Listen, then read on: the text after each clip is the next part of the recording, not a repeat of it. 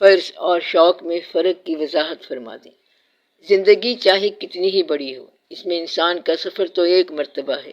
چاہے زندگی میں کتنی کمپلشنز ہوں، جتنی آبلیگیشنز ہوں، سفر تو ایک ہی ہونا ہے، یعنی کہ اس نے چلنا تو ایک ہی طرف ہے۔ مثلا کسی شخص کے بے شمار ارادے ہیں کہ فلاں شہر میں جائے، تو جانا تو صرف ایک گاڑی میں ہے، باقی ساری سوچ کے امکانات ہیں۔ شوق ہو، فرض ہو یا مجبوریاں ہوں، انسان نے چلنا تو ایک طرف ہے۔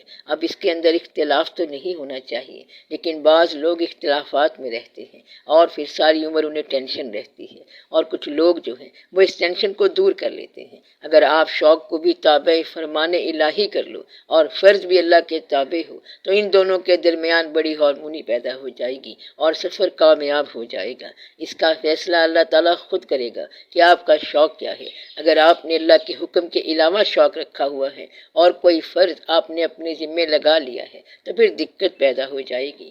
اگر کوئی چیز آپ کے اور اللہ کے درمیان رکاوٹ بن گئی تو پھر مسئلہ بن جائے گا، ابتلا پیدا ہو جائے گی اور انسان ٹوٹ پھوٹ جائے گا۔ مقصد یہ ہے کہ جس طرف آپ چل رہے ہیں، چاہے وہ دنیاوی سفر ہی ہو، اس میں اگر دینی سینکشنز نہ ہوں، پابندیاں نہ ہوں، تو آپ کا سفر کمزور ہو جائے گا۔ آپ کا سارا سفر دنیا میں ہونا ہے، دین کا سفر بھی ادھر ہی ہونا ہے، زندگی ادھر ہی پوری ہونی ہے اور مقامات ادھر ہی مل جائیں گے۔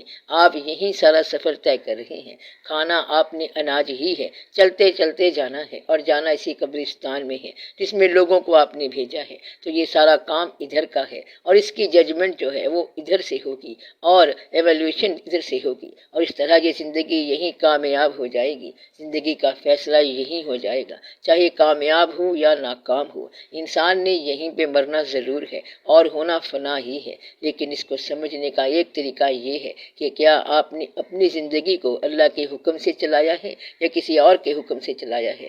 تو وہ زندگی جو اللہ کے حکم کے علاوہ چلتی جا رہی ہے، مجبوریوں میں چلتی جا رہی ہے، اس میں یہ سوال پیدا ہوگا کہ شوق کہتا تھا کہ یہ کام نہ کرو اور فرض کہتا تھا کہ یہ کام کرو۔ اب یہ فرض تنخواہوں والا فرض ہو سکتا ہے، دفتروں والا فرض ہو سکتا ہے، حکومت کا فرض ہو سکتا ہے، یا یہ اسٹیٹ سیکرٹس یعنی سرکاری راز ہیں اور یہ ساری دنیا کی چیزیں ہیں۔ ورنہ تو ہمارے دین میں صرف ایک چیز ہے، وہی فرض ہے، وہی عبادت ہے اور وہی شوق ہے۔ فرض اس چیز کو اللہ نے بنایا اور شوق اس شخص نے خود بنایا۔ دل بھی ادھر سے ہے اور ایمان بھی ادھر سے ہے، تو آپ اپنے آپ میں تھوڑی سی ایڈجسٹمنٹ پیدا کر لو، یعنی یہ کہ جو کچھ آپ کر رہے ہو، چاہے دنیاوی مجبوری ہے، اس کو دین کا حصہ بنا لو۔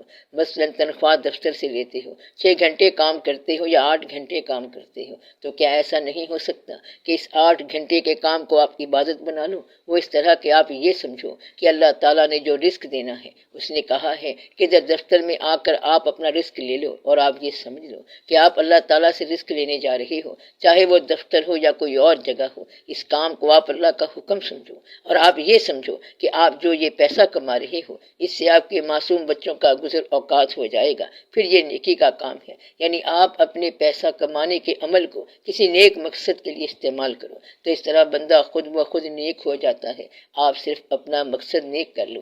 آپ نے نیکی کے لیے آنا جانا کہیں نہیں ہے، بلکہ یہی ٹھہرنا ہے جہاں آپ ٹھہرے ہو۔ آپ صرف اپنی نیت اللہ بنا لو، تو آپ کا سارا سفر عین اللہ ہے۔ اگر آپ کی نیت خراب ہو گئی تو آپ کا سفر خراب ہو جائے گا، چاہے آپ حج کرنے ہی چلے جاؤ۔ تو مدعا یہ ہے کہ ساری بات آپ کی نیت کی ہے کہ آپ کیا چاہتے ہو، تو آپ فرض اور شوق کو یکجا ہی رکھو تو بہت بہتر ہے۔ ان دونوں کو آپ الگ نہ ہونے دو۔ آپ یہ کہو کہ وہی میرا شوق ہے اور وہی میرا فرض ہے۔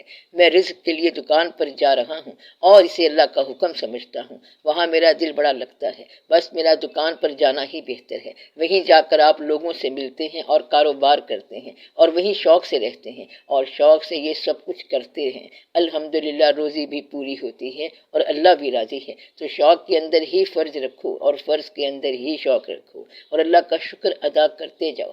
یہی تو دین کا کمال ہے کہ ہر طرح کی زندگی جو ہے وہ اللہ کے قریب ہو سکتی ہے، اور ہر طرح کا انسان جو ہے وہ ولی اللہ بنتا رہا ہے، اور یہ سب آپ کے سامنے ہے۔ ہر طرح کی زندگی جو ہے وہ کہیں نہ کہیں ضرور سرخرو ہوئی ہے۔ ہر شعبے کا آدمی اللہ کے راستے میں کامیاب ہو سکتا ہے اور ہوا ہے۔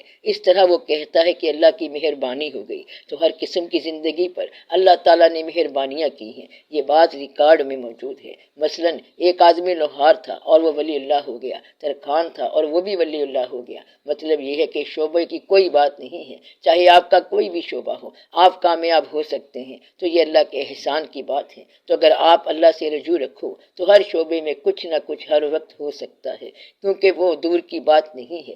آپ نے کہیں دوڑنا نہیں ہے، صرف ٹھہرنا ہے، اور پھر اللہ تعالیٰ کا فضل ہو جائے گا۔ تو جس طرح سورج نکلتا ہے تو دھوپ آ جاتی ہے، اسی طرح اللہ کا فضل ہو جاتا ہے۔ آپ نے صرف اپنی نیت درست کرنی ہے۔ آپ جنگل میں اللہ کہو تو وہیں پر ہی اللہ ہے، تنہائی میں بولو تو تنہائی میں اللہ ہے، دل میں آپ اللہ کو آواز دو تو وہ دل میں آپ کی آواز سن لے گا، با آواز بلند بلاؤ گے تب بھی وہ سن لے گا۔ یہ اللہ کا کام ہے۔ جنگل اس کے، صحرا اس کے، پہاڑ اس کے، دریا اس کے، اور سب کچھ ہی اس کا ہے۔ بس جہاں آپ پکارو گے وہیں پر اللہ ہے۔ صرف نیت کی بات ہے، نیت صحیح ہو تو شوق اور فرض میں فرق نہیں ہوتا، اور وہ ایک ہو جاتے ہیں۔